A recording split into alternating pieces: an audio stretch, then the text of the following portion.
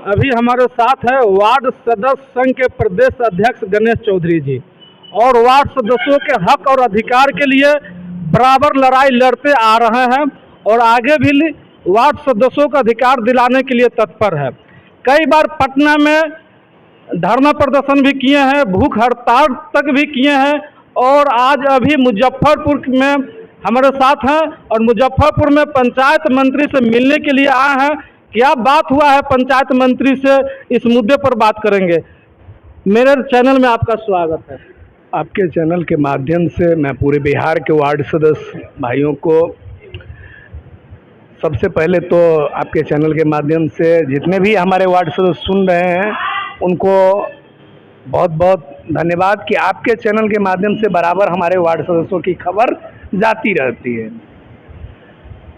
आज की परिवेश में पंचायती राज मंत्री जी से मुलाकात का बहुत बड़ा मायने रहता है, क्योंकि जिस प्रकार से पंचायती राज व्यवस्था में डेली का डेली रोज का रोज कुछ न कुछ घटनाक्रम बदल रहा है, जिस प्रकार से लगातार 2.5 वर्षों में पंचायत चुनाव परिणाम आए, 2.5 वर्ष गुजर जाने के बावजूद भी वार्ड सदस्यों के साथ में सौतेलापन व्यवहार की प्रकाष्ठा इस प्रकार से गहरा गई है, जिसमें आपने देखा भी है कि 11 दिन हमने भूख हड़ताल धरना भी किया, विधानसभा का भी घेराव किया और वह तमाम आंदोलन किया, जिससे कि वार्ड क्षेत्र की जनता की परेशानी का भी समाधान हो सके। वार्ड क्षेत्र की जो मूलभूत व्यवस्था जिसके नाम पर एक बड़ी बड़ी स्ट्रक्चर और बड़ी बड़ी होर्डिंग लगाई जाती थी, नल जल योजना जो बिहार सरकार की सबसे बड़ी महत्वाकांक्षा योजना थी, 7 निश्चय योजना पार्ट 1 का मुख्य अंग था, जिसको सफल बनाने के लिए हमारे पूर्व के साथी वार्ड सदस्य, नए वार्ड सदस्य और वर्तमान जो वार्ड सदस्य से जुड़े हुए व्यक्ति थे, जिनके द्वारा यह योजना को सफल बनाने के लिए अपना खून पसीना एक करके सफल तो किया गया। लेकिन आज उसी नल जल योजना को बिहार सरकार एक ऐसे व्यक्तियों के हाथ में गिरवी रख दिया है, जो कहा जाता है कि अगर बेटा नालायक हो और दारूबाज हो तो बड़ी से बड़ी प्रॉपर्टी को बेचकर खा जाता है। उसी नालायक विभाग है पीएचडी विभाग, जो आज तक बिहार में जब से इतिहास रहा है कि जब जब पीएचडी विभाग को जिस प्रकार से भी, चाहे वो पंपिंग सेट मिला हो, चाहे नल जल योजना मिला हो, चाहे चापाकल का विभाग मिला हो, आज तक कोई भी विभाग उससे संभल नहीं पाया है। वो लूट खसोट का नाम पीएचडी विभाग कहा जाता है। मेरा आज का सवाल था कि आज आप पंचायत मंत्री से मुजफ्फरपुर मिलने आए हैं, उनसे जब आपको मुलाकात हुआ है तो क्या आश्वासन वहाँ से आपको दिया? देखिए, सबसे बड़ी बात क्या है कि हमने पंचायती राज मंत्री जी के सामने में पहला प्रस्ताव यह लेके आए थे कि बिहार के अंदर में 90% नल जल योजना वार्ड सदस्यों के पास और उनके अनुरक्षक जो भूमिदाता होते हैं, हमारे यहाँ जो अनुरक्षक जो बिहार सरकार का एक नियम बली बना हुआ है और हमारे साथी जहाँ पर सरकारी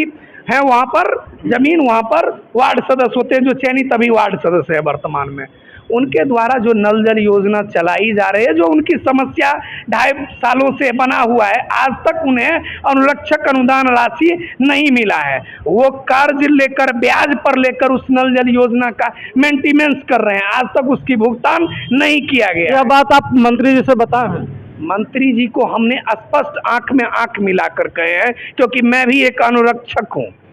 मैं भी उस नल जल योजना का चालक हूँ और मैं भी एक वार्ड सदस्य हूँ और अपने जनता का सेवक के रूप में उनसे बात किया हूँ। किसी नेता और लीडर के रूप में मैं किसी से बात करने के लिए नहीं आया हूँ, फरियादी बन के आया हूँ और जनता की समस्या लेकर। मंत्री अनुरक्षक राशि के लिए जब आप बात किए हैं तो मंत्री जी क्या बताएं? देखिए, मंत्री जी के सामने में हमारी एक स्पष्ट बात हुई है कि ग्राम पंचायत के अंदर में जो पूर्व से